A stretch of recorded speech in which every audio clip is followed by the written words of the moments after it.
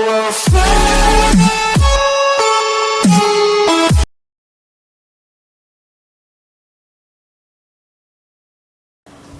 Take Vallabh का आप सभी को प्रणाम। हमारे इस YouTube वीडियो चैनल में आप सभी का स्वागत है। हमारा ये मोटिवेशनल वीडियो चैनल है और इसमें हम स्वास्थ्य, सुखायु, संस्कृति और स्वराष्ट्र के हित की चर्चा सदैव करते हैं। आज एक विषय है, मौसम बदलने पर हम कैसे करें। इस समय मौसम बदल रहा है। जब सर्दियां शुरू होती हैं तब भी मौसम में उतार चढ़ाव होता है, एकदम से सर्दी नहीं होती है। और जब सर्दियां समाप्त होती हैं, जैसे अभी समाप्त हो रही है, अभी हेमंत ऋतु चल रही है। हेमंत का मतलब सर्दी का समाप्त होना। अब सर्दी जो समाप्त हो रही है तो कोई भी कार्य एकदम सीरियल से कम नहीं होता जाता। ग्राफ ऊंचे नीचे रहता है या जिगजैग होता है। खास तौर से आजकल के दिनों में क्या होता है कि दिन में तापमान ज्यादा और रात में कम हो जाता है। ऐसा तो सदैव होता है, लेकिन आजकल विशेष रूप से होता है। और कभी भी बादल छा जाए, कभी भी वर्षा हो जाए, कभी भी कोहरा आ जाए, कभी भी दिन खुल जाए, कभी धूप तेज हो जाए, आपको बर्दाश्त ना हो, ऐसी परिस्थितियां हमेशा आती रहेगी आने वाले पूरे मास में।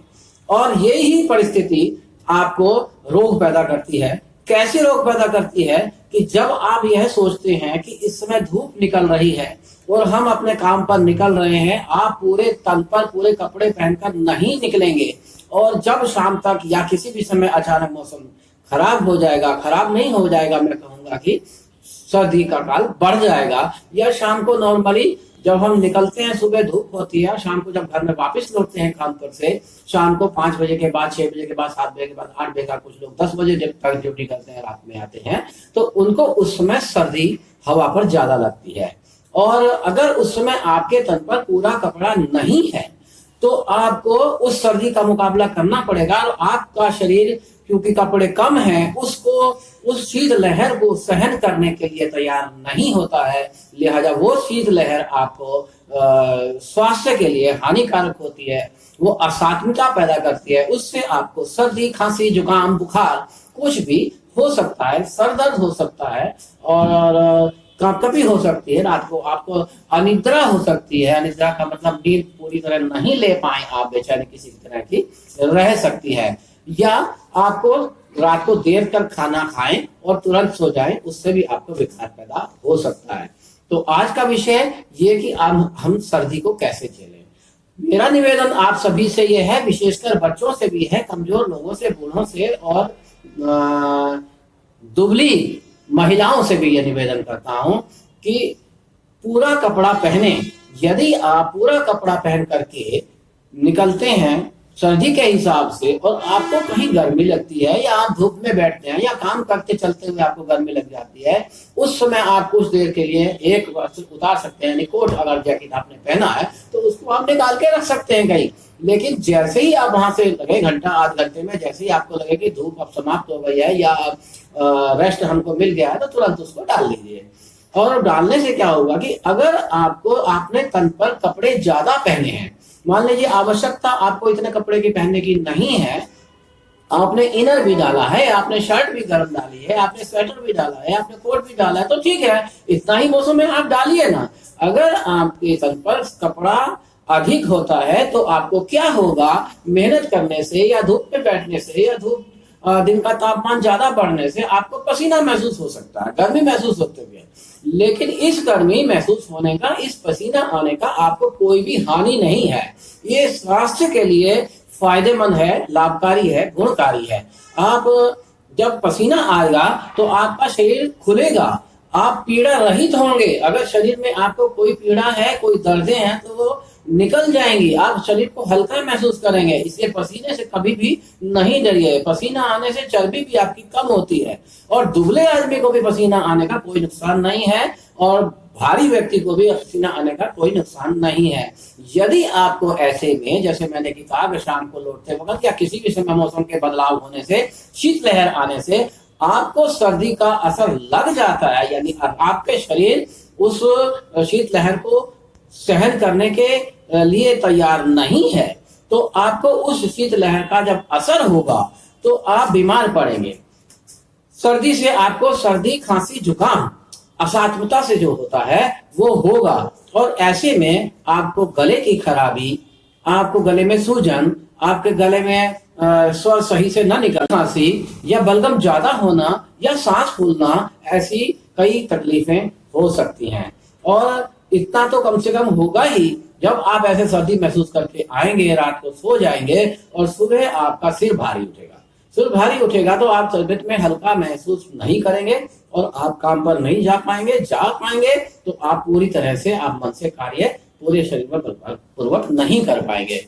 इसलिए ऐसा ना हो तो मेरा आपसे निवेदन है कि आप सर्दी में इस बदलाव के सीजन में कपड़े कम करने की जल्दी मत कीजिए। बहुत से युवाओं को और अपनी बच्चियों को हम देखते हैं कि वो साइकिल और बाइक और अपनी स्कूटर पर चलते हुए या कहीं भी शॉर्ट कपड़े पहनते हैं, टी शर्ट पर आ गए हैं, अपना कुछ नमूना प्रदर्शन शायद करना चाहते हैं कि हम इतने शेर दिल हैं और हम इतने बलशाली हैं कि हमको सर्दी असर नहीं करेगी। ऐसा बिल्कुल मत सोचिए। आप पूरा कपड़ा पहनिए, और पूरा कपड़ा पहनने का, पूरा कपड़ा से मेरा मतलब है कि आप हाफ बाजू पहनते हैं या टांगों पर घुटने से ऊपर या घुटने से नीचे तक का पहनते हैं, तो उसको हम कहते हैं कि ये पूर्ण कपड़े नहीं है।